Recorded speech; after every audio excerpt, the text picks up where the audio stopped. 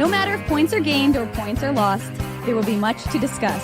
For analysis regarding tonight's Winnipeg Jets game, here are Dave Manouk, Ezra Ginsburg, and your host, Drew Mandel. The Illegal Curve post-game show starts now.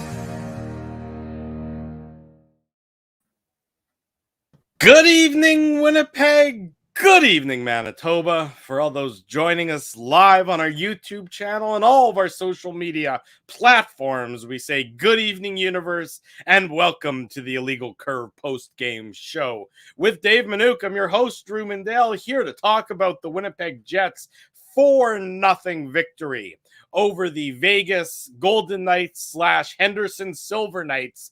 A much-needed win for the Winnipeg Jets, as pending the outcome of the Stars and Oilers, the Jets, at least currently, have moved within 2 points of the final playoff spot in the Western Conference. Ezzy away from the show today, as you may have noticed, under the weather. We wish him well, and hopefully he'll be back to full health in time for Thursday's post-game show.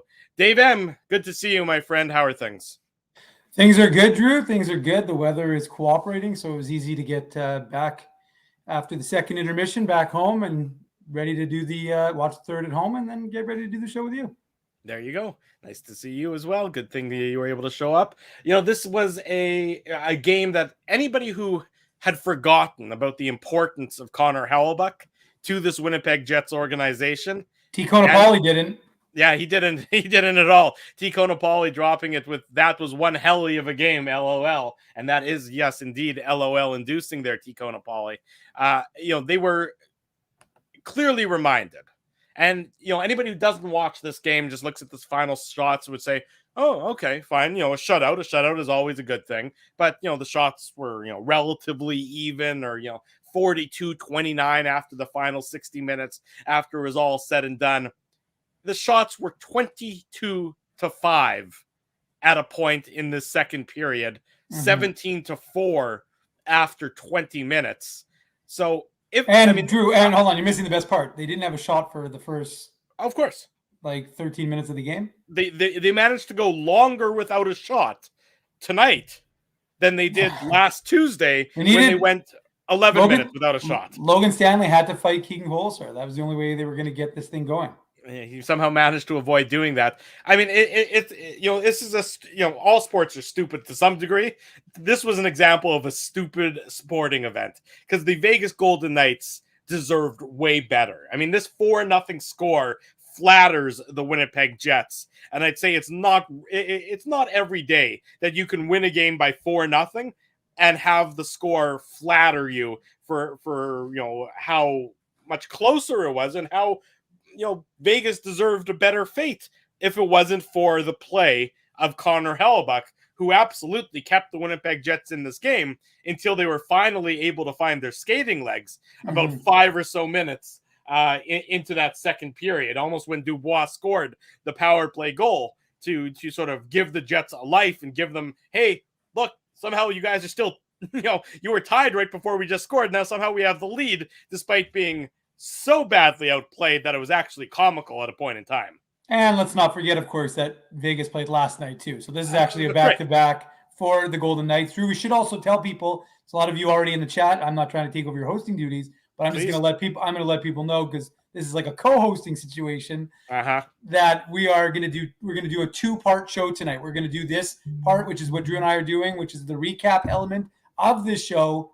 And then we are going to do a trade deadline recap, because there was so much happening.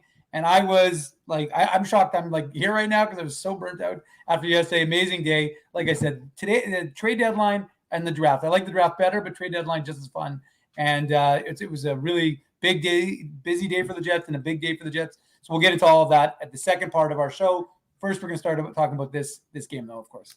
Absolutely. And, for those of you who are keeping an eye on the by-election locally, I'm not going to get into politics on the show, but I just want to point out that right now, with 49 out of 56 polls reporting, it's a 3-vote margin. So the Jets have managed to outscore the Golden Knights by more than the current election, than the margin in the current election race. So that tells you something. I don't know what it tells you, but it tells you it's a weird night all around in any event.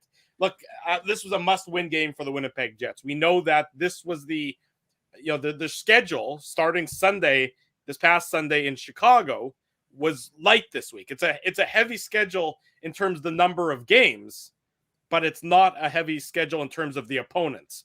This was the hardest of the games on the schedule, although the Columbus Blue Jackets are playing some, are playing some half decent hockey as well. They come into town on Friday, of course. Lione's return to Winnipeg, but the Jets needed this game. No matter what else happened, if they were going to fall 6 points behind the Vegas Golden Knights, right? Any good feelings that they'd had prior to today would basically be out the window. The Jets come out absolutely asleep. I mean, it's remarkable how bad they were in the first 20 plus minutes of this game. I mean, I saw Dave Lowry earlier today said that there was a feeling of relief at the morning skate today because the trade deadline's over. Yeah. And, as much as these guys will tell you that they don't pay attention to it, well, they're all lying. They all pay attention to it. And so now that's there's a reason Andrew Kropp broke the Mason Appleton trade to Mason Appleton. to Mason Appleton. I mean, it wasn't because he didn't pay attention to that kind of stuff. So I mean, yeah, it's true, of course.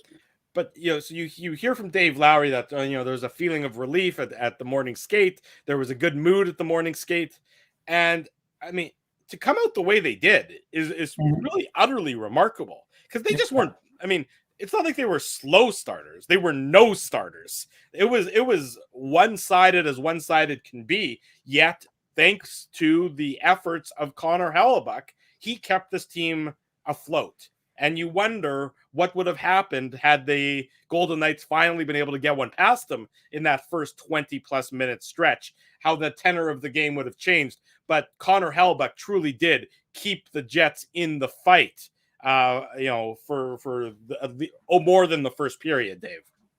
Oh, there's no question about it. I mean, it was, to your point, Drew, it was a bit comical. I mean, and I'm obviously I was in the press box and I'm watching the game from high above, and like I said, sometimes it slows things down a little bit, but you're sitting there and the Jets passing was atrocious. Atrocious is being kind. Everything was behind. There was not like they couldn't gain any traction through the neutral zone because everything was behind. And so they were just not clicking. And it was, the one thing I would say though, that I thought was a good sign, even though I don't remember when it happened, but they're talking to each other on the bench. Like at one point, Mark Scheifele and Nicola Ehlers, the route had gone a little askew, and you could see them they weren't yelling at each other. They were simply having a conversation discussing, because Ehlers, as dynamic as he is not a traditional straight line player, which I think sometimes is why guys find it hard to play with him. It's why he's so tricky, but it's also why traditionally guys find it a little bit harder because he isn't a straight line guy. But he's so fast, it doesn't matter, right? There's guys like Burmeister, for example, wasn't a straight line skater. He didn't have the speed, so it wasn't the same. Ehlers is like ridiculous. I mean, and I'm not going to get to the goals, but what he did to set up the Scheifele goal, which we'll talk about, was unbelievable, right? So, and that's why it's funny, because if you look at the shot that our Alexander James, our photographer, took at the game, you can see Scheifele celebrating, but he's looking for Ehlers because he knows that Ehlers did all the work to set up that play that led to his goal. So I thought that was a positive sign that these guys weren't getting on each other. They were just trying to work it out. And again, they needed Connor Hellebuyck to do what we've seen Connor Hellebuyck do so many times throughout the course of his tenure here in Winnipeg, right? 28 career shutouts for Connor Hellebuyck. He was sensational. I mean, I saw one of the comments. I don't necessarily agree that they weren't, they were mostly perimeter shots. There were some good shots. He made some nice saves. And he had, and you know what? The truth was, with the way the Jets were playing, a goal goes in, even if it's a squeaker, that changes the tenor of the game. So I thought he was full value for his and I jokingly said I wasn't picking the 3 stars tonight, but had I been, I only would have picked him 3, 2, and 1 because he was sensational. I thought he was that good. So you've got to look. We've called Connor Hellebuyck out if he hasn't had a good game or if he lets in a bad goal. We're not afraid to say that on this show. We never have been really, but we certainly aren't.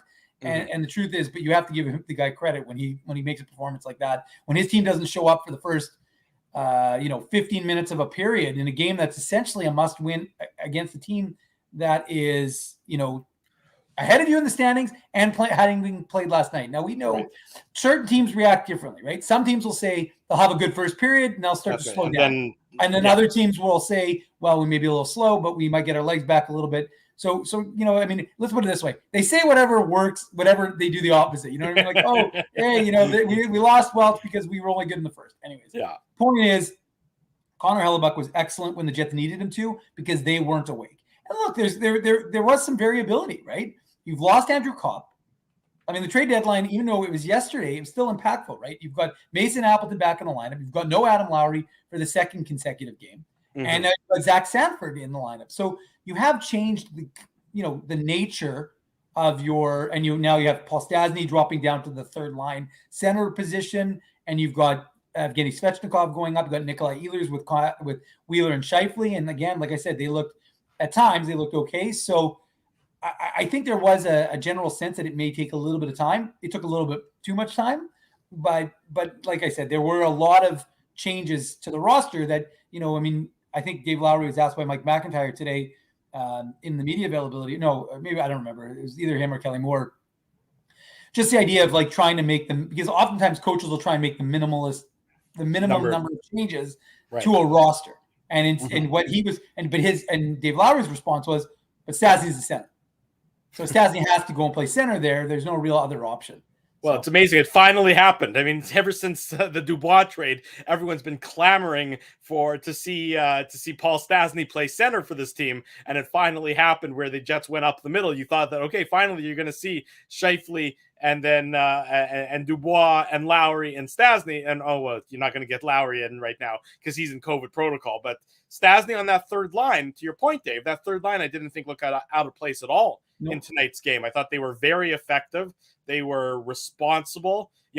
Again, everybody was lousy for the first 20 minutes. Don't get me wrong, except for Hellebuyck. But after that, I thought that third line was noticeable and had some good flashes for the Winnipeg Jets throughout the course of the final 40 minutes.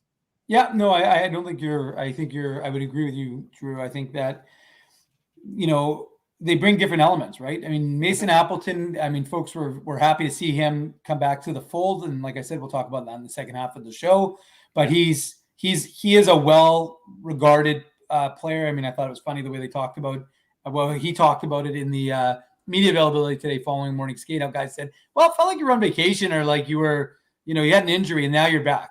It didn't really feel like you were gone. But anyways, and ultimately, and it's funny, it's one of the things we'll talk about, but if you think about it, if you're the Jets and you lost the services of Mason Appleton for half a season or whatever it was, and then you lost, you kept Logan Stanley, you kept Dylan DeMello, and all you had to do in the expansion draft was a 4th round pick. Well, you're pretty happy with that. So, yeah, you take it. So, anyways, I think it was and I thought Sanford brought a certain element that maybe the Jets don't have, a little bit of that sandpaper. Look, he's got a Stanley Cup with the St. Louis Blues, a series the Jets might remember. And so I think he brings an element that they could use as well. He seems excited to be here. So, I agree with you. Well, yeah, that's true. I mean, like, look, all these guys want it. Look, they're not masters of their own destiny because, as you said, Dallas is ahead of them and Vegas is still ahead of them. So they do have to win a number of games, but they are positioned to do that. And like I said, so if they can keep this rolling, and with Connor Hellebuyck, if he can play like that, and if their guys can get scoring again, and you can get there, it doesn't sound like they're going to have Lowry back before Friday, but if you can just keep this kind of forward momentum, even if you fall short, at least you've got given it a good run. So that's all. That was one of the kind of the best basic message of Blake Wheeler. I thought he was rather pragmatic today during the media availability. We'll talk about that later. Let's do the recap, and we'll talk about the trade deadline afterwards. Sounds very reasonable. Quick update from Dallas. The Oilers had a 3-2 lead on the strength of 2 goals in 43 seconds. One of them, Evander Kane, shorthanded, followed by Draisaitl. They were up 3-2 in the third period. The Stars have come roaring back. The Stars now lead 4-3. Dallas getting 2 goals in the span of 24 seconds. Rupe Hintz and Denis Gurianov. So there's just under 3 minutes to play in Dallas. The Stars leading the Oilers 4-3 obviously Jets fans holding their nose but rooting for the Oilers because a Stars win would put the Jets 3 points back of the final playoff spot as Dallas would leapfrog Vegas in the Western Conference standing. So I'll keep you up to date on what's happening in that game throughout the course of the post-game show. Let's get into the Betway game recap, courtesy of our friends at Betway, one of the most trusted voices in sports betting, both in Canada and all around the world. Betway is the sports betting app that puts you, the customer, at the forefront. It's simple, fun, and safe to bet with Betway. Head on over to Betway and bet your way. Must be 19 years or older to play. Please play responsibly. Pierre-Luc Dubois, after the Jets slept walk through the first 25 minutes of the game, opened the scoring at the 6:16 mark of the second period. It's on the power play. Assist to Wheeler and Connor. It's nothing special about this one. It is Lady Luck to some extent smiling on the Winnipeg Jets as a cross-ice pass, a cross-seam pass gets deflected. It ends up on Dubois' stick, and he sort of, with a bit of an excuse me shot, or almost a shovel pass more than anything, gets it past Logan Thompson and gives the Jets a 1-0 lead that they certainly did not deserve given the way they played to that point in time, Dave. No, there's no question about it, Drew. And he almost looked. I liked the sheepish? Jets. Is that the word you? Yeah, sheepish would be. Well, you didn't even give me a chance. I wasn't even looking for it yet, and you'd already interjected. So well done on your part. But thank you. Yeah, he did look a little sheepish because he almost looked or surprised. But it was funny because the Jets tweeted out a picture, and you could just see his face going. Like he was a little surprised that one went in, and that's right under where we sit in the press box. And I looked at the play and I thought, okay, he almost looked like he had skated past the puck, and then he takes kind of a last shot, and then everybody's just kind of like, it's just kind of like silent. It's just kind of like that dead space, and all of a sudden, then he realizes it's in. We all kind of realize, hey, it's in, and then all of a sudden the horn goes off and everybody starts celebrating, and it's almost remarkable, right? Because I mean, I know it's a power play goal, but how are the Jets up 1-0 in a game where, I mean, we know Connor Hellebuyck, but it was, you were incredulous to think that the Jets didn't deserve it, especially because it's not like they came out on fire in the second period. No, right? They were still lousy in the start the second too. They still took 5 minutes to get their first shot. Yeah. Or something along those lines. So it wasn't as if, like I said, they came out on fire and you thought, okay, well, they deserve it. They've really shown this. Instead, it's that they've, earned themselves a power play, and Pierre-Luc Dubois does, what he needs to do, which is go to the front of the net, use that big body of his, and he puts it home to make it 1-0 for the Jets. Yeah, I meant to mention it before. I mean, the Golden Knights had 72% of the possession in the first period, which is about as one-sided as it gets at 5-on-5. It's hard to really replicate that, to be perfectly honest. So, the score was 0-0, but you can look to the fancy stats, if those are still considered fancy at this point in time, to really show how one-sided it was in that first period. The Jets obviously got better in both the second and the third period at 5-on-5, as they had the majority of the possession from that point in time on. But it certainly did take the Jets a while to get their skating legs under them. And it was almost 2-0, or it was 2-0 for the Jets. A real nice play by Evgeny Svechnikov. Yeah. Real nice shot, nice sort of delay in giving themselves some time and some space.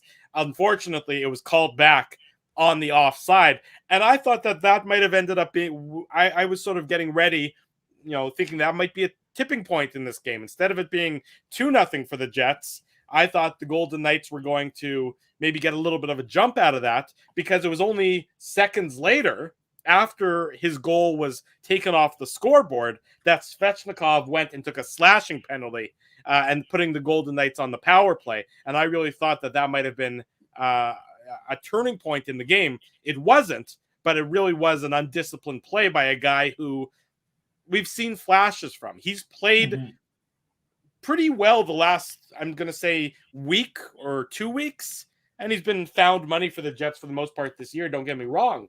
But his tendency to maybe get a little too hot-headed, almost cost the Jets here, and we know he's taken a few misconduct penalties in recent times as well.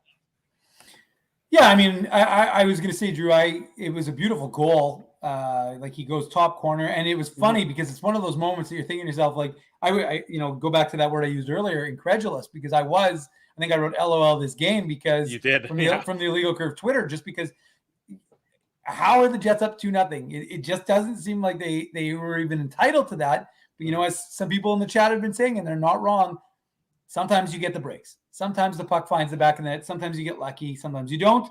So you're not going to lament the fact that it's going in and it's finding the back of the net. You just take advantage and you just keep pushing it and trying to add to your lead. So yeah, you're right. I didn't feel that was going to necessarily be the turning point of that because Hellebuyck had been playing so well. Sure.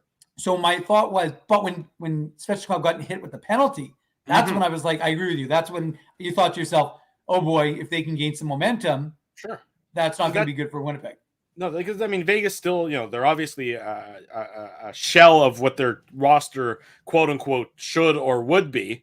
Nice that they didn't have Evgeny Dadonov in their lineup. I guess we'll talk about that trade or no trade that still is unknown in the second half of tonight's show. But anytime you still have guys like Jack Eichel on your power play, you're a dangerous power play team. You don't want to give them that many opportunities. But the Jets were able to kill off that penalty, so it didn't end up costing them. And then Mark Scheifele gives the Jets the 2-0 lead.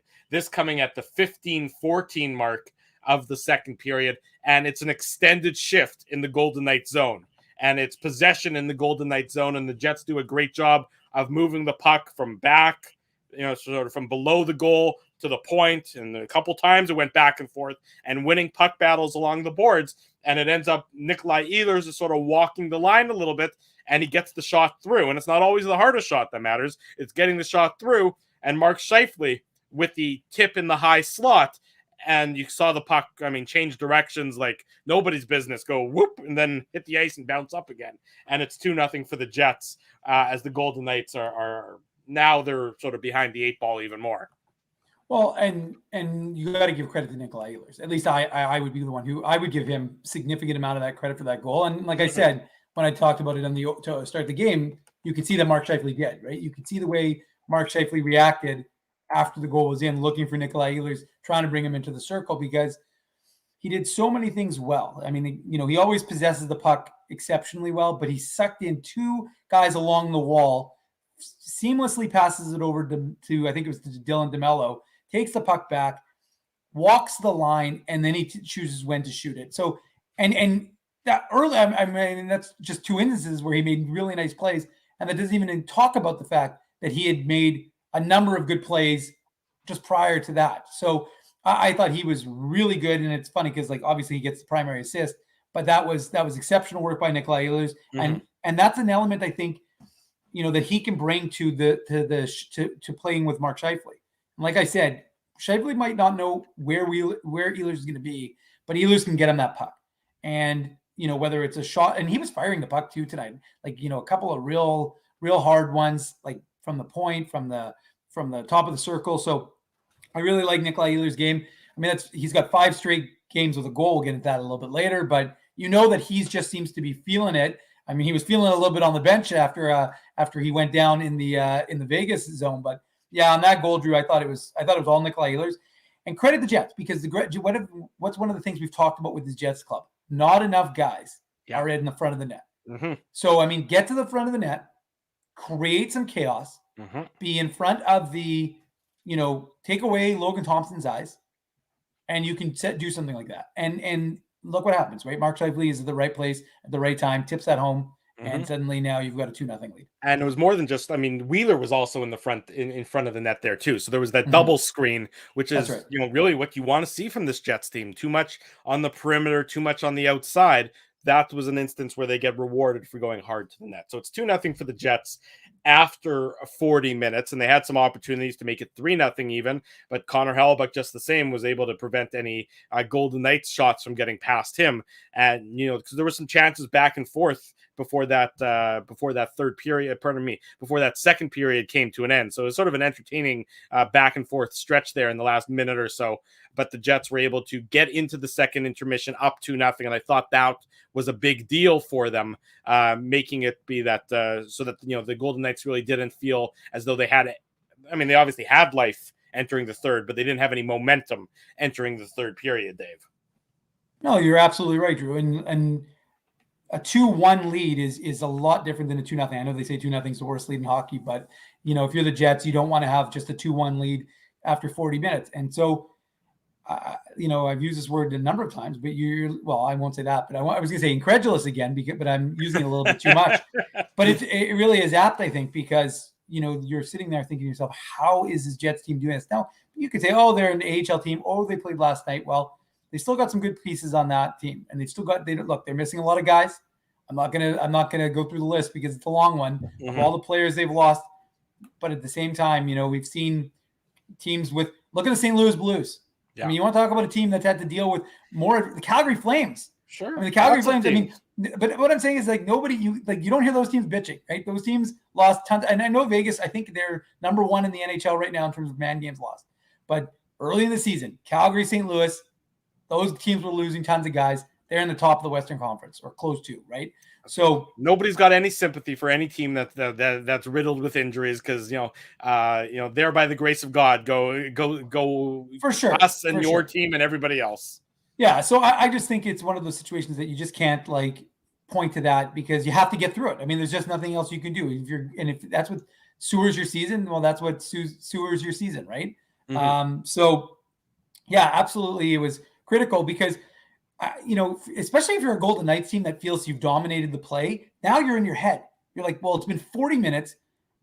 They got shut out last night too in Minnesota. Remember, right. They haven't scored now in 120 minutes at the end of tonight's game. Right, and so you're sitting there thinking to yourself, if you're the Vegas Golden Knights, you're sitting there going, well, wait a second. Now this Connor Hellebuyck looks like he's going to save everything. And he saved that. I think it was a 2-on-1 at the end of the second period. Really nice play. So. I mean, there were so many instances where I think that for them, it's a little bit of a malaise, if you will, because they're just thinking it's what are we going to do to beat this guy? I mean, at some points they were throwing guys into the net, hoping that would, help them. So I thought Connor Hellebuyck really kind of lowered the boom and shut the door and was critical. He was steady, which is exactly what the Jets team needs him to be. The defense was loose. Don't get me wrong. There were instances where I think I saw some of the comments in the chat talking about the Jets defense overall and how there was definitely a looseness allowing Vegas to create opportunities that Connor Hellebuyck had to shut the door on. But so that's something you have to get better at. You can't hope that this is going to be that a team won't, because if Mark Stone's in the lineup, that could change things, right? And there's how many more guys that I could mention on Vegas who may not make those mistakes that some of the guys who are in the lineup right now may not be able to finish on. So you just definitely have to work on the defensive elements of the game because, I mean, when you're not possessing the puck and you're giving up that many shots, it's not a recipe for success. I mean, unless Connor Hellebuyck does what he does. So to the question you asked me, Drew, there's no question about it that the Jets are feeling good about themselves because they're up 2-0 in a game that they probably, after 40 minutes, that they probably don't deserve to be. You're right about that. And then before the Jets make it 3-0, Vegas does get a chance early in the third period, again on the power play. This one with Neil Pionk in the box, 1 minute and 2 seconds into the period, and the Jets do a very nifty job of snuffing out that Vegas power play opportunity. And Vegas is probably going to rue those missed opportunities throughout the course of the game. I mean, they had the power play. They had a brief power play in the first period. They had a power play after the Jets made it 1-0 when Svechnikov was in the box. And then if Vegas is able to score on their third period power play, and make it, 2-1 at that point with still, 19 or 18 minutes to go in the game, well, this third period looks completely different. The Jets do a good job killing the penalty, 4 for 4 on the penalty kill for the Winnipeg Jets. So full credit to them for that. And then Neil Pionk at the 11-minute mark of the third period, he gets his third goal of the game. Third goal of the season, not of the game. Kyle Connor with just another absolute beauty saucer pass, and you tee up Pionk from where he was, sort of low down on the along the face-off dot, and he wires it past Logan Thompson, and Stastny gets the secondary assist there, and it's 3-0. And at that point in time, it felt like it was lights out for the Vegas Golden Knights. No, there's no question about it. When Connor Hellebuyck is playing the way he is, I mean, I saw some. I think before the post game show began, obviously some people go in the chat and have a conversation, and they enjoy watching the game together. It's part of the community feel here on Illegal Curve. That's terrific, by the way. I think that's just so fantastic that some of the commenters and some of the chatters come and watch the game together. I mean, look, we've praised all y'all for to high heavens about how much fun you've made this, but the fact you guys and gals get together before the game even starts and watch the game all together is just absolutely mwah. That's sort of a bit of a, sorry for interrupting you there, Dave M, but I just have to get that in. No, it's good. I appreciate it. I agree with you 100%. I mean, like I said, I always laugh because Frosty, one of the users, is he always comes in when you've set up all the shows a week in advance, and I always look. He's always got like his little, like, he's the first commenter, so it's always good shtick. I usually put my little silver medal second one there, but anyway, so one of the things we don't talk about, going back to that third goal, Drew, is, and I mean, I talk about it because I think it's something that's overlooked a little bit, is how lethal a passer Kyle Connor is. I mean, he's got 40 assists. He's going to become the first Jets 2.0 40-40 man. There's no question, obviously, with 39 goals. Yeah. He'll become the new, John just said it in the chat, Yeah, and John's, I mean, I said it, I tweeted it earlier because, like, he doesn't get credit for it, right? I mean, he's got almost as many assists in his career as he does goals. I mean, he is just a lethal shooter, which is, it's funny because I said we often talk about his goal scoring ability, which is with good reason, but the truth is his passing is first rate. And because goaltenders have to be so keyed in on the fact that Kyle Connor had such a good shot, it sets him up to do what he did. And that pass over to Neil Pionk was fantastic. So he hits the 40 assist mark for the first time in his career. I think Wheeler's at 39, so he's one off of 40 for himself. But yeah, Wheeler at 39. He got 39 on the Ehlers goal. Right. So you've got, but like I said, Kyle Connor's never hit the 40 mark for assists. So for him, that's remarkable. He's about to hit 80 points, which again would be a new career. I mean, every point he gets is a new career high. He seems likely to get to nibble around 95, 100 points. We'll see how it all bears out, at game 82 for the Winnipeg Jets and for Kyle Connor. But what he's being able to do, and what he's, and more importantly, also what he did was he really kind of, I mean, Neil Pionk needs to get going, right? That, I think Dennis said, oh, thank you, Matthew. We appreciate that. That's very kind of you. And there was somebody else earlier. Let's see if I can find it here. We had somebody else be generous. Freaky Fresh was very generous earlier as well. We appreciate all that. Well, I'm hoping Matthew thinks that my comment was worth that value, and your Freaky Fresh thinks that's what your commentary is worth. This is much appreciated, everyone. It's not necessary, but we're never going to look a gift horse in the mouth. So we'll say thank you to both of them for their generosity. Very much so. Contributing to our into our kids' college funds. My kids' college funds. Yeah, exactly. So, anyways, the Neil Pionk, I mean, he's been contributing, but he hasn't had that same effect that, I know we need to get to the 4K. I agree with Brent. I've been pushing we got to get to 4,000. I was saying to Drew earlier, I'm like, if we would have done a trade deadline show yesterday, I think we'd be well above it. I'm not going to tell Drew that we should have, but it doesn't matter because we're going to do one tonight soon. But right now we're still doing a recap, and then unfortunately circumstances conspired against my ability to be able to do that.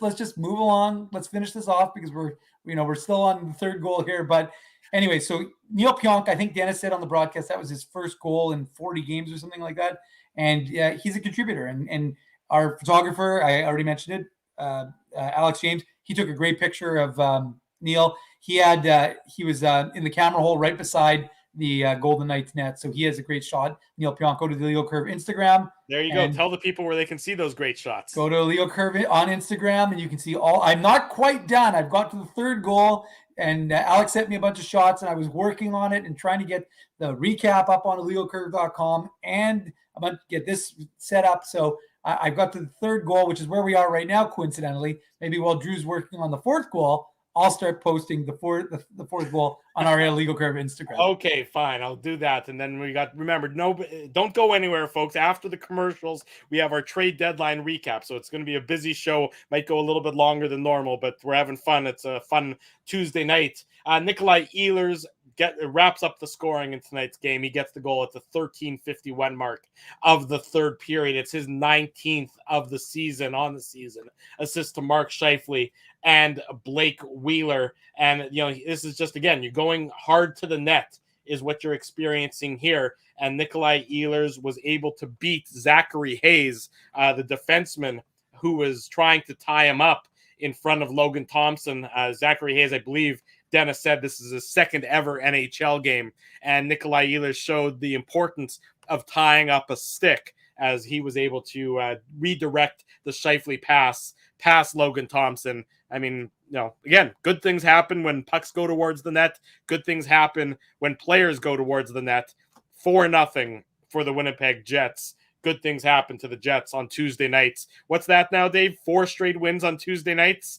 And I guess this is the fewest goals they've scored on the Tuesday night in the month of March with 4, which tells you how prolific they've been in all the other games on Tuesday nights. Well, it actually, I tweeted it as a joke, but like 8-4 against the Habs to open March, 7-4 against the Bolts, 7-3 against the Golden Knights last Tuesday, and this Tuesday, today, of course, Jets 4, Knights 0. So, they like playing on. It's funny, and the games.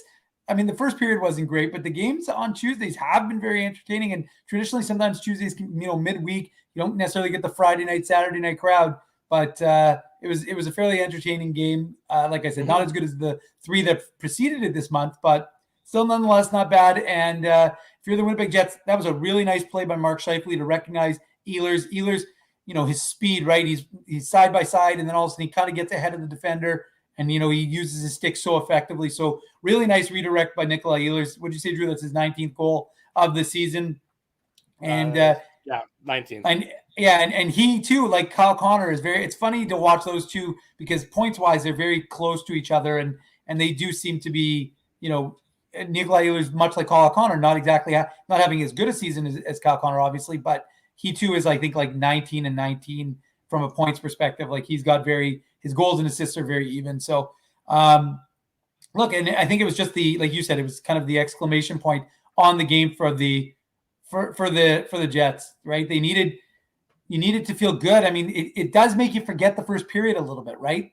You remember Connor Hellebuyck played really well, but now suddenly you're thinking to yourself, okay, well, Kyle Connor has a goal and 2 assists. Sorry, Blake Wheeler has 2 assists. Mark Scheifele has a goal and assist. Nikolai Ehlers has a goal and assist. Pierre-Luc Dubois has a goal. Dylan DeMello has a goal. Paul Stastny, the team is it was a collective team effort, right? Evgeny Svechnikov has a goal that's called back. So and the new guys in plural had parts of the game, and throughout the show, the comments have been saying that people seem to like what Zach Sanford brought. Like he brings a more of a rugged physical element, adds a little bit of bite. I was talking about our boy T Kid today. I saw him in the press box. I haven't seen him in a while, so we had a good chat. And he was talking. He used Kid being Trevor Kidd for those of you who might not be up on your slang there, Mr. Manouk. Sorry. So I was talking to Trevor in the first intermission. Love that guy. He's a great guy. So actually, I should have had it while he was doing post game stuff because I should have had him come and do the post game with us. But anyways. And we were just talking about that idea of adding players who have a little bit of bite. And we'll have him on again soon because it's inevitable that Ezzy's going to miss at least another couple shows in the next little bit because, the guy only works every second or third day. It's That's true. That is true. So anyways, so we just talked about that. And it's true. Like you see what kind of element he can bring to the game. So, it'll be interesting. It'll be interesting down the stretch to see how these guys gel and add Adam Lowry. And then you have some center depth for sure with this Jets club. And, Scheifele with 24 goals, Dubois with 25 goals, Lowry's heated up, Nikolai Ehlers on a heater. That's 5 straight games with a goal for Nikolai Ehlers. So how important is that for his confidence, right? We know he can be a little bit streaky when it comes to goal scoring, but right now he seems to be finding the back of the net, both with goals and assists. So he's feeling really good about his game.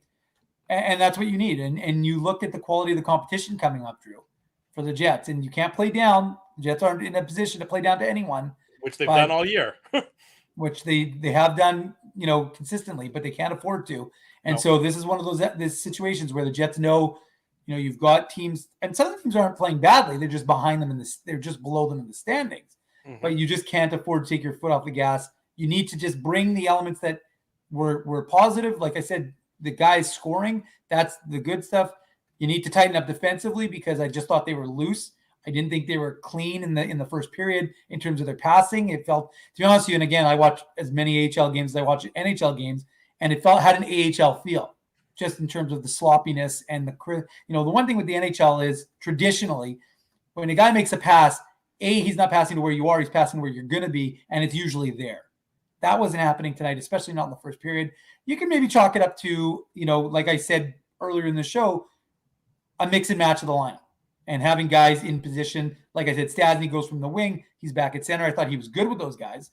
And you got Sanford and Appleton in your lineup. Now you got Ehlers. So I'll hear the argument to say that maybe it was just, the lack of familiarity to a certain degree, with the exception of really the first line, which is the Dubois, Svechnikov, and Connor line. But overall, they need to be better. They need to be crisper. It's just not acceptable to just not possess the puck the way they didn't do it throughout the course of this game.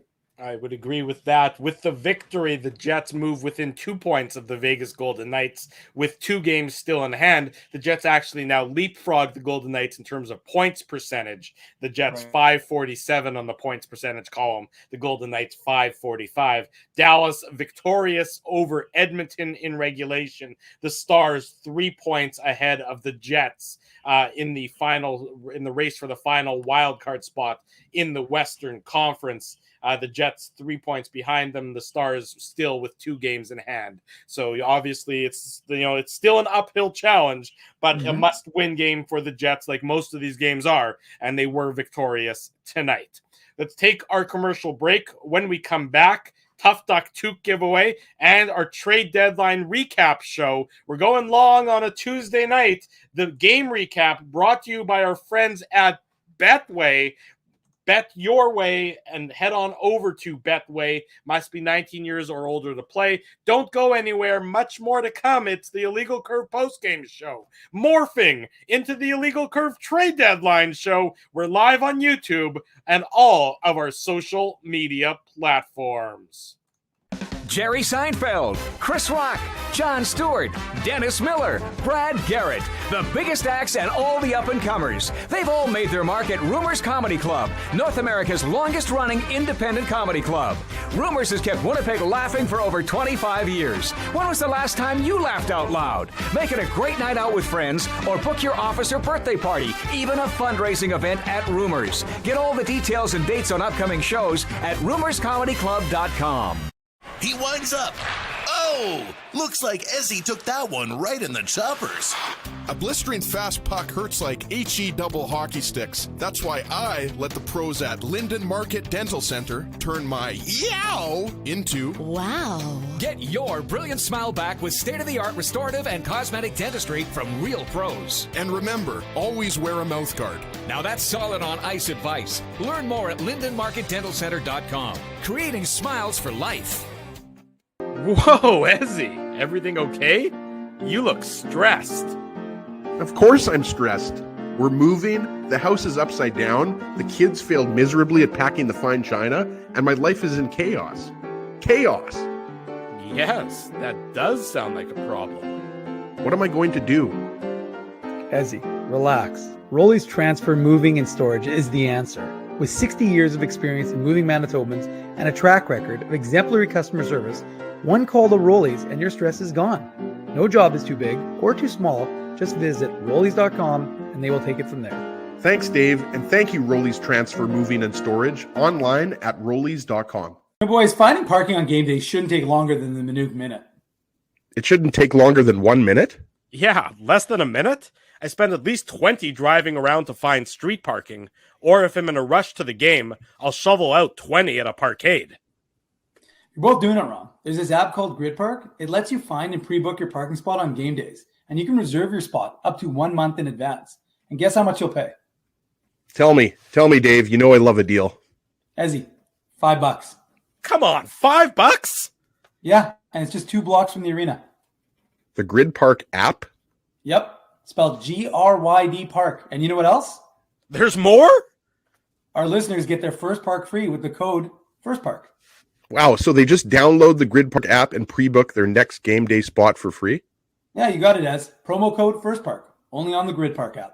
Hi, it's Drew from Illegal Curve here. Selling your home can be stressful, but it wasn't for me. Thanks to my friends at Zappia Group Realty, they made the process so easy. My home sold within 48 hours and with multiple offers. Zappia Group Realty took care of everything with their exquisite customer service and attention to detail. If you want to sell your home for more in less time, get started by talking to Frank and Mauro Zappia of Zappia Group Realty. Online at zappiagroup.com.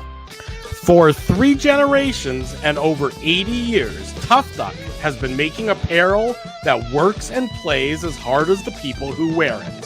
From jackets to work boots and everything in between, Tough Duck's clothing can handle the harshest environments, even the Illegal Curve Hockey Show. Work to live, live to play. Visit toughduck.com.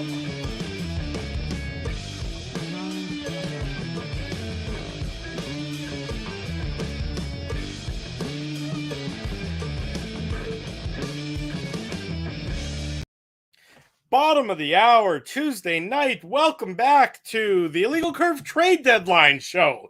Boom, you see how quickly we're able to morph things? It's, you can't get anything past us. We are sharp as a tack here on the Illegal Curve YouTube channel and all of our social media platforms. Drew Mindell, Dave Manouk with you. Before we get into some of the trade deadline trades, got to give away a toque courtesy of our friends at Tough Duck. And we talked a lot about Kyle Connor, he having 2 assists in tonight's contest for the Winnipeg Jets. I thought this was a great one from Beer League that I don't think a lot of people are talking about, and I expect you might hear a little bit more about that. Kyle Connor will get 40 goals, 40 assists, and he only has 4 penalty minutes. Hello, Lady Bing.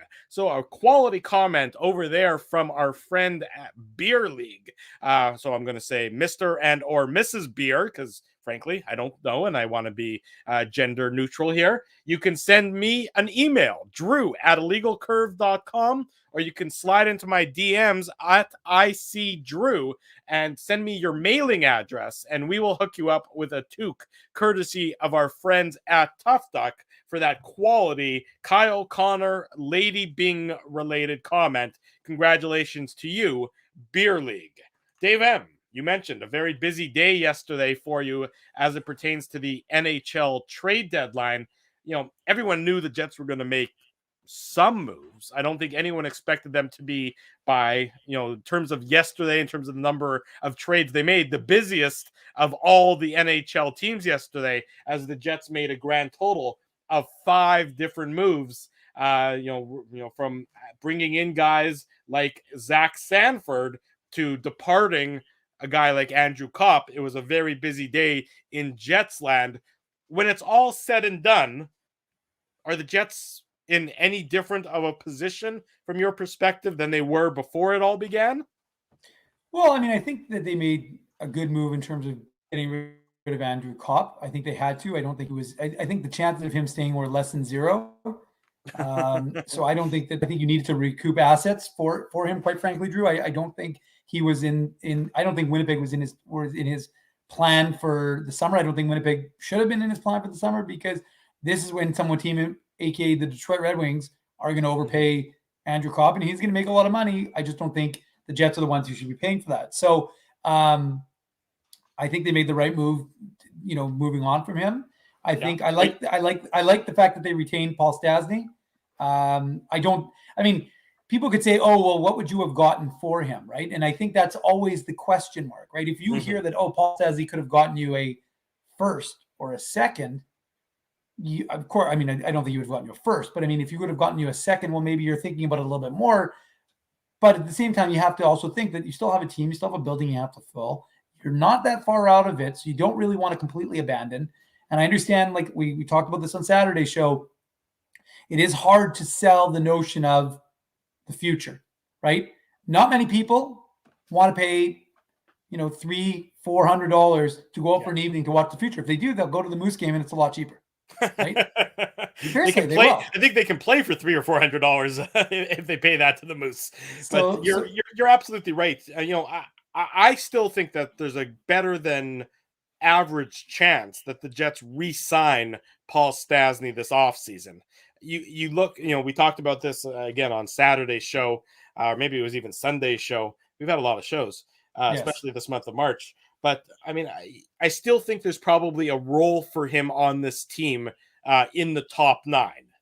I think there's still a spot for him. He's still got something left in the tank. Now, I'm not saying you sign him for 2 years or 3 years. You sign him to a 1-year deal. And our old friend, Mr. Richard Pollock, as you might remember him from previous episodes of this show, now a professional scout, of course, for the Toronto Maple Leafs, he always used to say there's really no such thing as a bad 1-year deal, because the worst 1-year deal it's never going to hurt you too dramatically. That's right. So, we know his relationship and his closeness with Blake Wheeler. Look, the guy scores still. He's still scoring a lot of goals. He's going to hit like Frank said on our Saturday show, Drew. He's going to probably hit numbers he hasn't hit in years. I mean, in a decade. That's right. So he's definitely been productive. I mean, he picked up another assist tonight. So, I don't think there's any question that, and now that's an interesting one, because the general indication was that neither Stastny nor Kopp were necessarily going to be part of the Jets' plan, not necessarily the Jets' plans. The Jets weren't going to be part of their plans come summertime. But I thought Dave Lowry's comment today was very interesting. I really did. I don't know, in poker, I'm not a big poker player, but it felt like it was a bit of a tell when he talked about, well, we weren't going to keep a guy who wasn't going to stick around. Okay. So what does that mean? So you're reading between the lines and saying you kept the guy who's likely to, who might end up sticking around. That's right. That was the impression I got. And look, I mean, Blake Wheeler talked about Brian Little today, and we'll get into Brian Little, of course, and maybe we'll follow the chronological order of the way the trades happen. So I don't want to jump all over. I don't know how we're going to do this, Drew, but I mean, I think you assume I have a plan.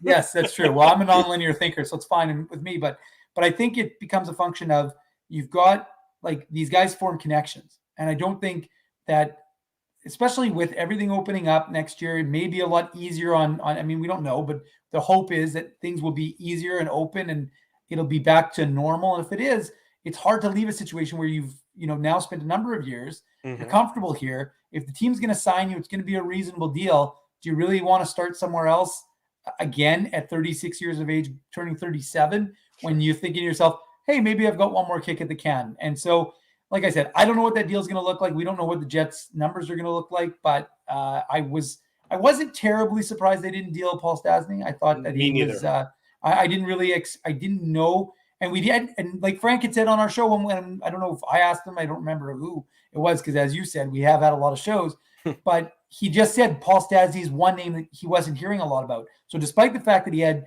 17 goals, not a lot of people were talking about Paul Stastny. So right, because which tells you the Jets weren't making him available. That's right. Yeah. Which again, I think makes some sense in this case. It didn't upset me that they held on to Stastny. In terms of the return for Andrew Kopp, it's 2 second-round picks. Whoa, Drew. Whoa. Do I need to take over this show? I mean, you're going to start with Andrew Kopp? I mean, that's the biggest matzo ball. I mean, usually you say that at the end, but I mean, how much time do you want to spend on the Beaulieu trade? First of all, I actually think it was up when that happened, but I wasn't paying attention to Twitter, shockingly. But no. I mean, come on, Mason Appleton, Sunday night. Yeah, but we did Mason Appleton. I know, but you got to touch on it a little bit. Fine. Mason Appleton gets traded back to the Jets on Sunday night, which we were live with the Blackhawks Jets post-game show when that happened. So Appleton comes to Winnipeg. That trade happens on Sunday night in exchange for a 2023 4th-round pick. So it's not even this year; it's next year's 4th-round pick. What I said on Sunday, I think still applies. Look, the odds that a 4th-round pick is going to turn into an NHL player are very slim. You look at the statistics of 4th-round selections playing games in the NHL; it doesn't happen that often. So getting Mason Appleton back, a guy that can and already is playing in the NHL, it's a no-brainer. Now, as tends to happen, and I don't want to be a Debbie Downer, even though I often play that role, I think. Wah. Thank you. I mean, I think that the Jets have to begin to evaluate themselves against the best teams in the league. So, is Mason Appleton on a third line player on some of the best teams in the league? I don't think so. Is he a fourth line player? Yeah, I don't have a problem with that. And you can tie this into Adam Lowry as well. Is Adam Lowry a third line player on some of the best teams in the league, on a Tampa Bay or on a Florida or on a Carolina? Not so sure about that. But if you're fourth line, and this is, I think, a shift in philosophy for the Winnipeg Jets, but if your fourth line all of a sudden has guys like Appleton and Lowry on it, well, then you got something there. You got something real good there to build upon. So I love the acquisition. I think it's a smart acquisition. I think it makes tons of sense. I have no argument with the price that was paid. I just think that people maybe need to reevaluate at least what you're getting back in Mason Appleton at this stage of his career. Maybe he continues to develop and becomes a third line player on an upper echelon team. But right now, if you want the Jets to be considered with those teams, I think you want to see him in a fourth line role, not necessarily a third line role. Sorry, go ahead, Dave. Yeah. Well, I mean, look, it's a fair point. I mean, one thing Mason Appleton's managed to his entire career, and I talked about this yesterday. Was it yesterday? 2 days ago? Who knows? I mean, you're like you said, exceed expectations. Yeah, no, and that's what he's done. I mean, when I covered him in his first season in the AHL, he was, out of Michigan State. Was actually supposed to be the captain when he decided to turn pro early, and he ended up coming to the Moose. Started on that fourth line, and he just continued to rise and seize everything he could earn. AHL Rookie of the Year, forced his way on, became part of the Jets' third line. Looked good with Kopp and Lowry, right? We talked about that trio, and I actually would disagree with you in the sense that I actually think Appleton can play in the third line role. I think he's got the size, he's got the speed, he's got the determination. He doesn't have the best hands, but he can score. I mean, we saw him do it at the AHL level. So I just think that it depends. It's always about usage and role. So I don't actually have a problem because we've seen, especially with that trio, I think you could have something. But regardless, I think he wants to be here, right? And he talked about it in his media availability today. He said it felt like coming home. It was like he landed, and as I said already in the post-game recap, which was a while ago, of course, one of the things that he's been able to do is guys are comfortable with him here. So I think, getting him back in the fold is a big thing. And remember, Drew, they've got him under team control, right? He's going to be with the Jets for this year, and he's going to be with them at least for next year. So I think this move makes a lot of sense for Mason Appleton. I also think it makes a lot of sense for the Winnipeg Jets. Absolutely. I look, like I said, a fourth-round pick for an NHL player, and a young NHL player with upside. Right. I mean, I criticized Ron Francis for the move on Sunday. It doesn't make any more sense 48 hours later. It's a great decision by Kevin Cheveldayoff. I have no problems with it whatsoever. And good point by Joe, by the way. He's a right-handed shot, which they don't have a lot of. They don't have a lot of forward depth, coming up. Obviously, Gustafsson is the next sort of guy coming through the system. Forgetting about Perfetti right now. Everything about the move makes sense. I don't have a problem with it at all. I just wanted to maybe temper the expectations a little bit. I understand what you're saying. No, and I think, look, at the end of the day, you cheer what you just said. You've got a guy who is going to, I think the most important point, the key feature here, he does not block someone from taking that spot. Right. Especially, and we're going to talk about this, not the next trade, but the trade after, when the player who we thought may be coming in from Minnesota State chose not to. Yeah.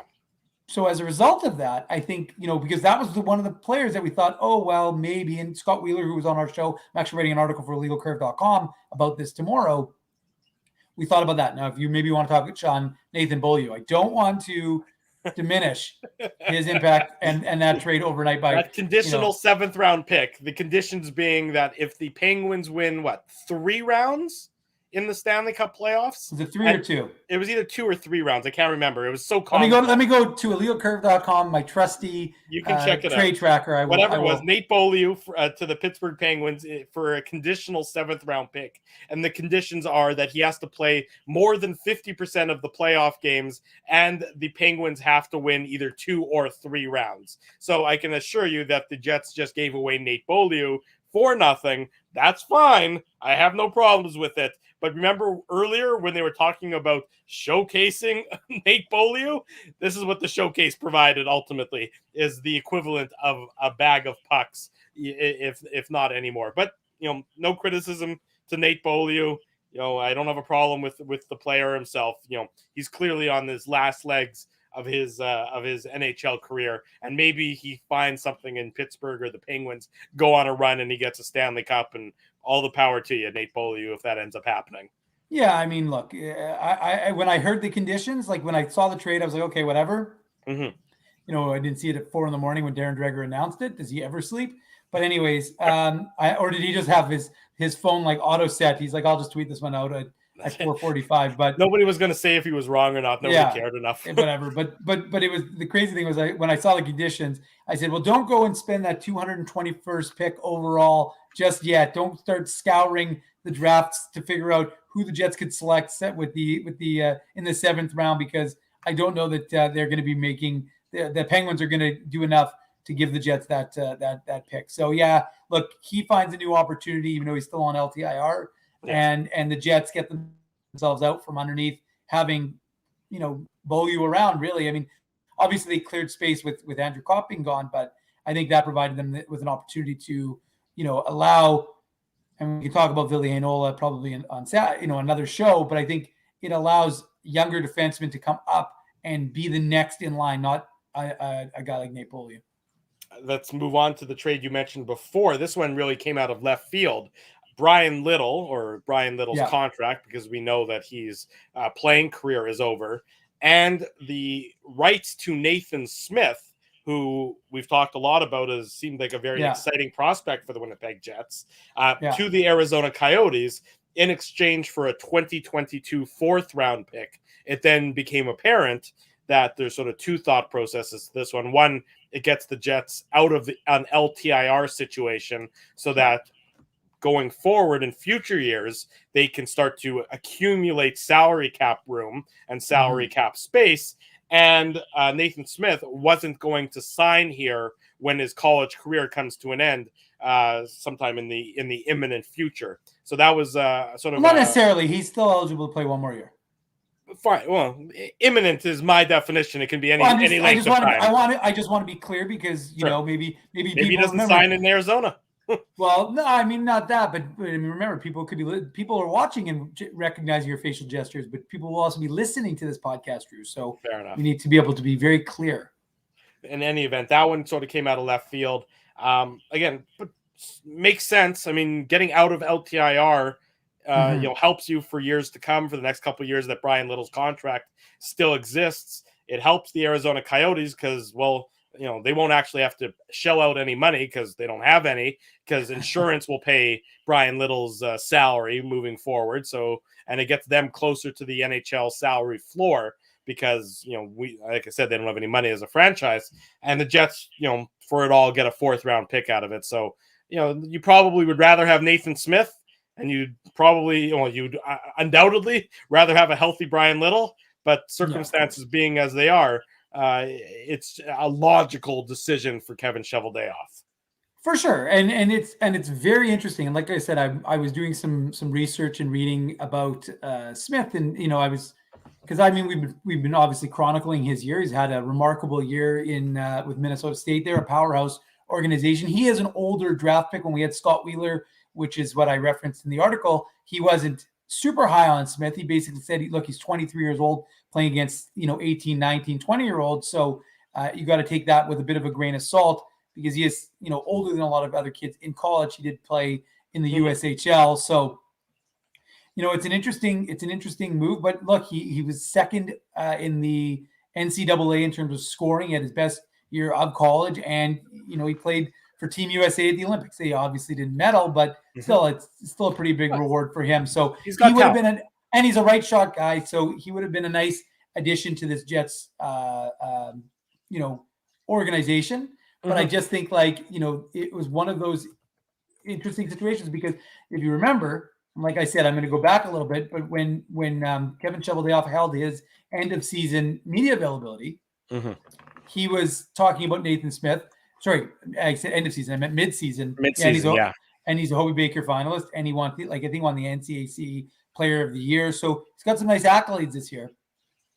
But when Cheveldayoff was asked about it during the mid-season media availability, he said that after the St. Louis Blues game in the end of January, he flew to Minnesota, had dinner with Smith, and they talked to him, and they, talked about, they talked about having conversations. But it sounded like he was expecting that they would, see what happens with his college season, whether Minnesota State was able to win a collegiate title, like Dylan Sandberg has won so many with the University of Minnesota Duluth. And then possibly sign him. And I was expecting, quite frankly, that he would sign similar to what they did with Kopp, maybe give him an ELC. Play one game at the end of the season, burn a year of his ELC. That's right. And then send him down to the Moose, and he'll play, he'd sign an ATO with the Moose and or a PTO, whatever. And then, no, not an ATO, I guess PTO. And then he would go and sign, and he played with the Moose for the summer or whatever.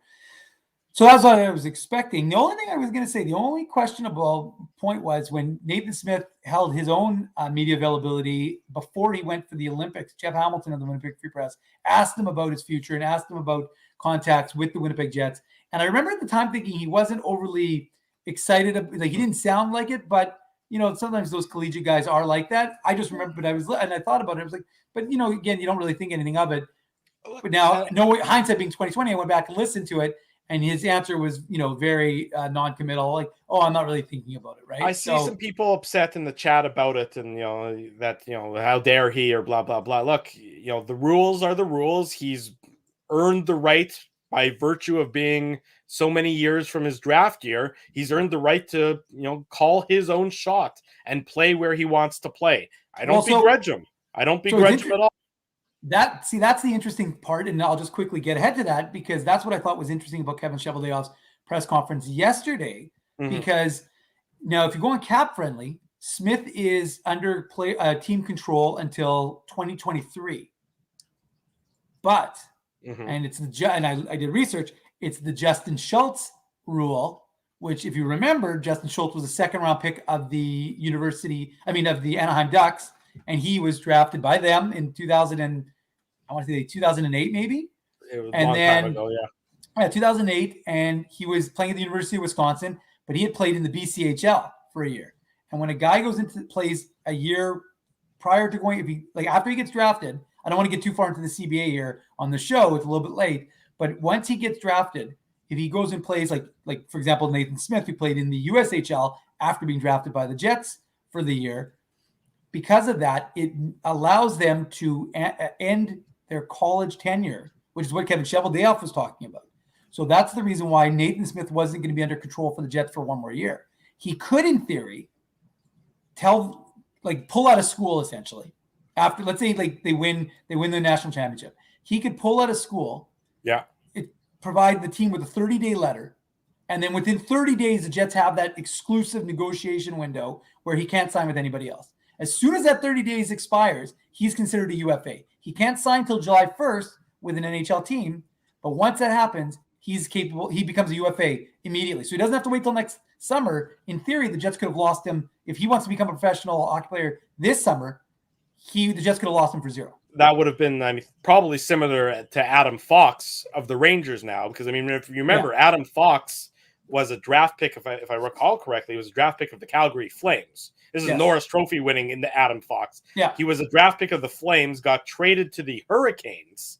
The Hurricanes tried to sign him. They weren't able to sign him, and then they traded his rights to the Rangers, because that's where he, I think, ultimately wanted to go. And look, the rules... Look, if you want to change the rules, the Players Association can negotiate that accordingly. But, it certainly works to their advantage. And, if you're a player and you can not manipulate, because that's not the right word, but if you're in that situation, Godspeed if you want to change the rules or if you want to use the rules to your advantage and point your professional career in whatever destination you so desire. So anyways, I just thought that was very interesting that he basically, because like I said, I just thought it was almost premature. Why would Kevin Cheveldayoff? He still has another year in theory, but he actually didn't have that much time because, like I said, Smith could have done what Schultz did, and then the Jets would have had essentially nothing because Kevin Cheveldayoff today said, on Saturday when I guess he was talking to the representatives, he was informed that he was not, although the justification was very unusual, right? He didn't like the idea that there were so many guys ahead of him. So many centers ahead of him, right? Centers ahead. And then the funniest part was that Cheveldayoff says Perfetti, even though they've been playing him as a winger. So I'm thinking to myself, like, I just thought that was unusual. But regardless, the other thing we should mention, Drew, with that maybe it was like Trouba. He didn't want to play on his offside as a defenseman, and that's why he requested a trade. Exactly. So, anyways, long story short, the other thing that we should credit though is Brian Little. I called this. I wrote this about it yesterday. It was a good line. I thought so. It was his final assist as for the Winnipeg Jets organization, simply because he had to waive his no move clause in order to go to Arizona. Amazing he had Arizona on there. Amazing he and Andrew Ladd, I think that was you who said that, maybe not, but amazing he and Andrew Ladd are both in Arizona. Of course, he's not actually going to go to Arizona. Yeah. But yeah, look, Brian Little deserves a lot of credit. He's a consummate pro. He'll finish his.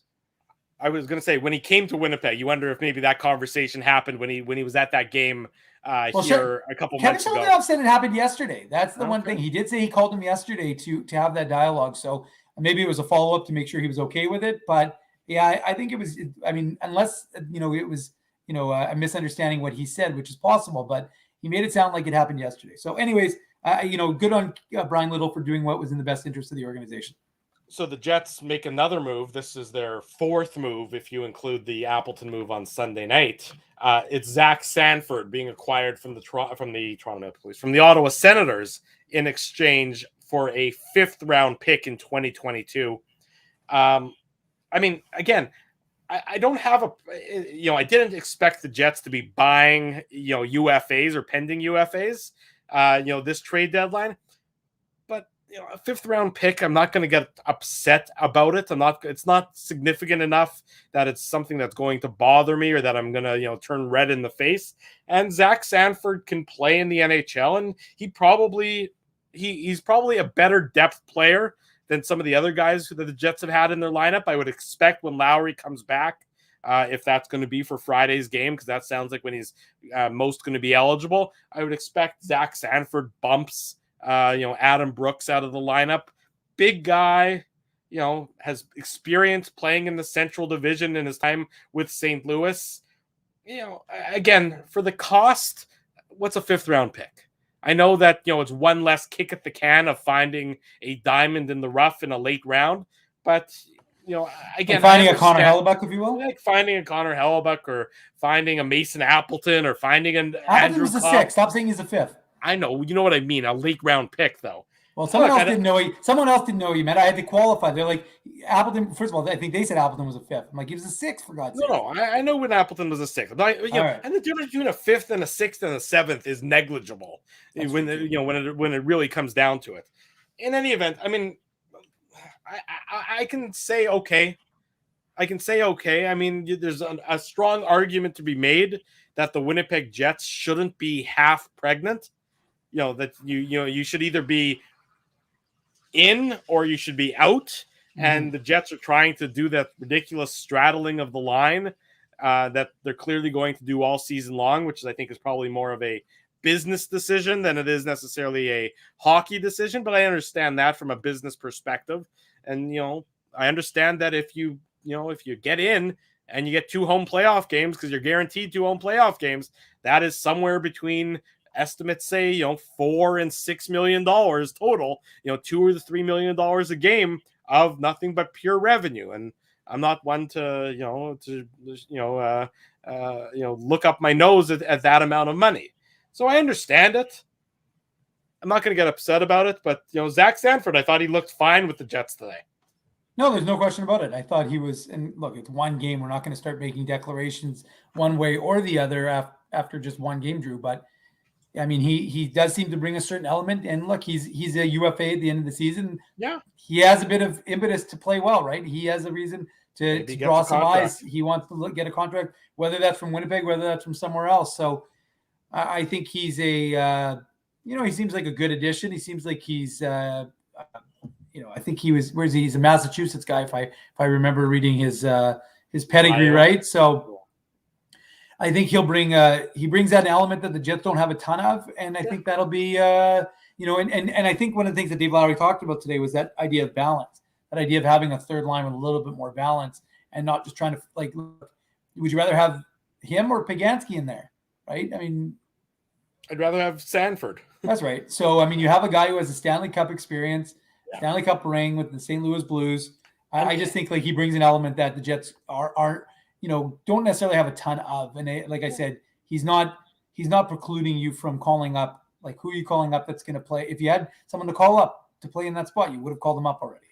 Yeah, he's big. Look, this Jets team is soft. We've talked about it. They don't hit oftentimes. They're pretty soft. So if it means they get bigger and they play with an edge and they have actual NHL caliber players doing that, in that, Zach Sanford from Salem, Massachusetts. So hopefully he's not familiar with any witch hunts or anything.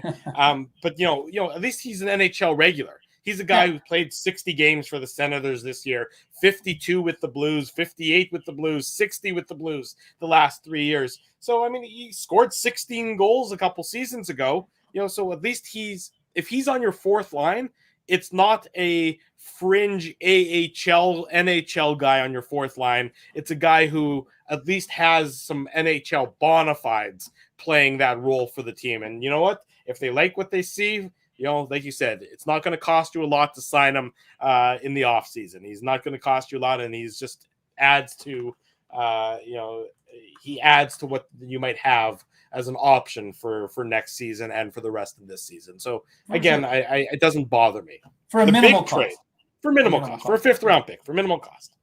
The big trade, of course, happened with regard to Andrew Kopp. So it's Andrew Kopp and a 2023 sixth-round pick. Well, for the record, it was as all we knew for about an hour was that it was Andrew Kopp. That's right. It took forever to get. I mean, it was funny because when we were looking at it the night before and we were looking at it the day of, I thought, Colorado, I know that everyone thought he was going there, but I was looking at what they had in terms of draft picks, and it really seemed like, and I said this either the day before or a couple days before, I said it seems like the Rangers are the fifth. Sure. It seemed like that's where he was going to be. Colorado spent a whole bunch of their second round picks on Devin Taves when I think they acquired him from the Colorado Avalanche. That's right. In the offseason. So I think they were without some second rounders, and the Rangers. Well, the Rangers had draft picks and they had a lot of cap space. Which is what you needed. And so it was Kopp and the 2023 sixth round pick to the Rangers in exchange for a 2022 second round pick that can become a first round pick if the Rangers win 2 rounds in the playoffs and Kopp plays 50% of the games. Kopp will play 50% of the games barring injury. The question is, do the Rangers play 2 rounds in the playoffs? Time will tell on that front. Not if they played the way they did against the Devils tonight. They lost 7-4 to the Devils tonight. It's another second round pick in either 22 or 23. So time will tell, and it's to the Jets' choice. They can choose when they get that second round pick. Yeah. It's a 2023 fifth round pick, and it's Morgan Barron. Morgan Barron is a big 6'4" center ice prospect. Another probably guy who can play at the bottom of the Jets lineup most likely and add another physical edge to the team. He's played, I think, if I'm not mistaken, about half a dozen NHL games so far this year. He spent the majority of the year in Hartford with the AHL Wolfpack. But, again, size, where the Jets aren't a physical team at all, never mind the most physical team. It seems like a reasonable shot at a prospect. I'm not going to lie to you folks and tell you that I'm a Morgan Barron expert, but a lot of people talk about his size. They talk about his physicality. They talk about one of those players who just sort of you always notice him in the game because he gives it his all on every shift. How effective that is, time will tell on that front, but at least it's bringing an element to the Jets organization and the Jets roster that they are lacking right now, I'd say. Absolutely. And we want to hear from people in the chat. So you guys let us know. Drew and I are giving you our opinions, what we think about these trades, but we want to hear from you guys. We want to put the comments up on the screen. So let us know what your thoughts are as we go through these trades, trade by trade, as Drew would like to usually say. Yes. So, I mean, look, Morgan Barron, interestingly enough, Halifax kid, but played hockey at Cornell University, roommates and good friends with Jeff Malott, who just made his NHL debut. He has 18 goals with the Manitoba Moose. And so, I mean, there's an interesting connection there, right? And Morgan Barron was assigned directly to the Moose from after the trade was made. So he's going to add an element. I mean, he's a big, as you just said, Drew, I jokingly said, 3-2-1 on Twitter. Now everybody's going to search for Morgan Barron. Now everybody's going to be like, oh, I know about this. And I'm like, I don't know. People are asking, I'm like, I have no clue. Like when I watch the AHL, I'm watching the Moose. Because Hartford's not a team you're going to see in the AHL come through Manitoba. No, you never do. The only teams really from out east that you see are the Canadian teams. Yeah. You don't even see some of the Clevelands anymore. So and Charlotte's, you don't even see those teams really anymore. So for the Moose teams that we're seeing, so the AHL teams that we see, they're primarily going to be the ones that are in the Central or the ones in the Pacific or the other Canadian teams. But other than that, those are the only teams that we would generally see out here. So I had never seen I've never seen him play. I can't speak to any sort of thing that he would bring other than what I've read. And I was reading a lot about the Ranger reports on him and the kind of player. Sounds like he could be a third line center role. I mean, he sounds like he's got some elements, like you said. Again, like I said, and I agree with Joe. I read Patrick Williams' thing about Barron being a good fit in Winnipeg. Maybe he's a fourth line. I mean, look, David Gustafson could be a third line. David Gustafson could be a fourth line. It doesn't really matter. You've got these guys. The most important element and the most important thing, and to make Joe's night, because Joe did ask me about this earlier, I will turn this segment in this part of the trade deadline recap into a bit of a Manuk Moose Minute, because I think with Barron and with Malott and with all of these guys, because this did play a factor, Drew, of course, that the Jets had to reassign players to be part. If they were on the Jets roster, they had to be reassigned. To the Manitoba Moose by Monday in order to be eligible for the playoffs. And as I expected, it was Ville Heinola, it was Christian Reichel, and it was Jeff Malott. So those three guys, I didn't expect Cole Perfetti, as I said on Saturday, and he wasn't. He wasn't because of the CBA.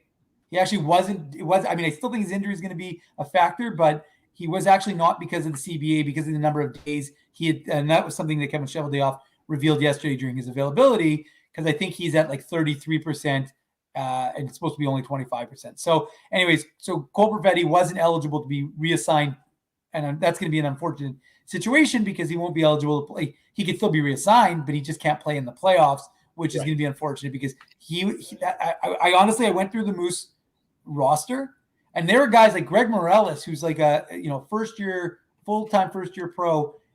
He was like the fourth leading scorer. I don't even have him he's injured right now, but I was like trying to find a spot for him to play. I couldn't even find one because they're that deep at forward. They're very deep at defense. Their Achilles heel may be goaltending. We're going to see what happens. Mikkel Burden's a bit of a question mark right now. We're not sure what's going to happen there. The Jets signing Philip DeRosier to a two-way contract. That's right. But similar to sort of Jeff Malott, DeRosier played well in net for the Moose as the third stringer behind Burden, behind Home. So he gets a contract, a professional contract at the with an option for the NHL as well. Similar to Jeff Malott last year playing well for the Moose, he gets an NHL contract as a result, or a two-way contract as a result as it happens. Ironically, of course, Evan Cormier is the goaltender who's currently backing up Arvid Holman. He's played very well. He's been excellent for this Moose club. So we'll see, but that could be probably their only weakness right now. And although Johnny Kovacevic was talking about it with Daniel Fink today after practice in Rockford, Moose are back in action tomorrow night when they take on the Ice Hogs. They're rolling, as everyone knows. I'm not going to do a full Moose Minute. It's getting late. Drew's getting irritated with me, so I'm going to keep it till the next time we do a post-game show, which is Thursday. So I'll have a little more Moose material. But I just think getting a guy like Barron to add to that mix to just make this Moose team even more of a force, especially down the middle. I think it's going to be great for him. I mean, what did Mark Morrison say to me the other day after a game? When I was talking to him about, well, you should, because you should have listened. It was on illegalcurve.com. But if you didn't, I mean, I've already mentioned it, but I'm going to reiterate it. He said, he spoke to the value of playoff series or series in playoffs and how important it is, and how 1 or 2 series for these young prospects are going to have a huge impact on their development. So I don't have an update on Declan Chisholm. I'm hoping to have one tomorrow. Leon Gavanke, I believe he's skating. I don't have an update on him. Those two, Chisholm, of course, got slew-footed. Haven't heard if there's any supplemental discipline. I don't believe there was. But like I said, I think this Moose team, folks, pay attention, because this Moose team is going to have a good run this summer, I think. And if they do, like the Canucks years ago when the Manitoba Moose were the farm club for the Canucks, it had an impact on their ability to go to a Stanley Cup run. So I think this is going to have a big impact, and you should be paying attention. Okay, there you go. Dave managed to wedge in his moose soliloquy during this trade deadline version of the Illegal Curve Hockey Show. Morgan Barron obviously coming to the Jets. Weird, both Barron brothers, Morgan and his brother Justin, were both traded at the trade deadline day. Wonder if that's ever happened before. Maybe the Stahl brothers were each traded on the same day once upon a time. Somebody can look it up. I'm not about to do it. I wanted to mention, you mentioned Christian Reichel. He actually signed a 2-year contract extension with the Winnipeg Jets yesterday. You're getting ahead, Drew. That's the end of the show. I know, but I'm skipping ahead because you mentioned Christian Reichel. Fine. You're keeping it connected to the Moose segment. I appreciate it. There you go. He gets a 2-year, 2-way deal with the Jets. It's an average annual value of $750,000. So good for Christian Reichel, again, undrafted free agent who's he's carved out a role for himself, certainly an important one on the Moose, and with some flashes at the NHL level where he was sort of beginning to make an impact before an untimely injury. But good for Christian Reichel. He's going to be around in Winnipeg Jets colors for the next couple of years. One final Jets trade on trade deadline day. And, Dave, you can maybe explain this one more than I can. Nelson Nogier, who's been a member of this organization forever and is, just the grizzled veteran defenseman on the Manitoba Moose, gets traded forward sometimes, gets traded to the LA Kings in exchange for defenseman Marcus Phillips, coming from the AHL Kings organization.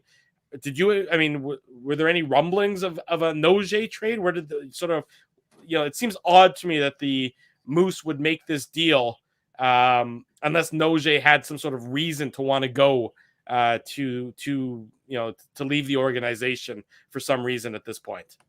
I think it's just opportunity. I mean, like, the reality is, like, he's a right shot defenseman, and they've got, 3 guys who are essentially ahead of him, and they played, he's had to sit more often than he's played. And I think one of the things he's been, it's a good word, Drew. He has been a good soldier. There's no question about it. But, with Kovacevic and Gavanke and Lundmark, even, you've got to get those guys in. And, like, they've had Olney on the right side when, they've had, like, Heinola and Chisholm and Sandberg in the lineup. So there's a whole many organizational D prospects, for sure. Although, interestingly enough, it's funny that you say that because I was thinking about it. You're right. It was unexpected. I think it's sometimes organizations do this, and I don't know how many people remember other than me and a few others who follow the Moose closely, but the Moose did this before or the Jets / Moose did this before with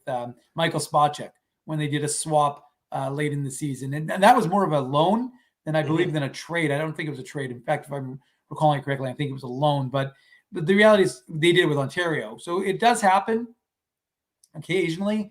And I just think it was more just to give him an opportunity. He has been it's funny. He's had his most productive from a goal perspective. He scored 3 goals this year, and the guys love him. Johnny Kovacevic, in that interview with Daniel that I referenced earlier, he said he's one of the best teammates he's ever had. When he was scoring, because of how much he's meant, even his grandmother came on our Instagram today and said how much she loves him. I don't know why she told us that, but good on Nelson Nogier's grandmother for coming on the Illegal Curve Instagram and giving her grandson a shout out. So she's proud of him, and she should be, because he really is a class act. He's been a phenomenal guy to deal with. Whenever I've had to interact with him, whether that's, in our media duties or just talking to him in the press box, he's always been a good guy to talk to. So, he's one of those kind of an Eric Comrie type, which is a very stand-up guy. Even though we don't cheer for these guys, but you wish him the best. He's always been a gentleman to deal with. So good for him that he'll get an opportunity to go play in another organization and maybe make an impression, maybe earn himself a contract. Ironically, though, like I said, with Kovacevic no longer waiver exempt next year and Gavanke no longer waiver exempt, the only one who's actually really going to be in the organization, unless there's some other D prospects who may be ready to come over next year, but is Simon Lundmark, the 2019 second rounder. So on the right side, like I said, and like I've said all along, they've got lots of guys on the left who are all waiver exempt. Heinola, Sandberg, and Chisholm, those guys can all still technically be there. Right side might be, so there could actually be room, but maybe he wants a bigger role. We'll see. And so that's, I suspect, I don't have any confirmation. I didn't get a chance to really do any significant digging. I was so exhausted yesterday, but I think my suspicion is it was probably just the organization giving, rewarding a guy who's been very good to them. So they're rewarding him for that. It certainly makes a lot of sense to me as well. 5 moves from the Winnipeg Jets on the trade deadline day. And if you include the Mason Appleton one, 6 moves altogether for the Jets in the 48 hours or so, the last 48 hours or so. So it was busy.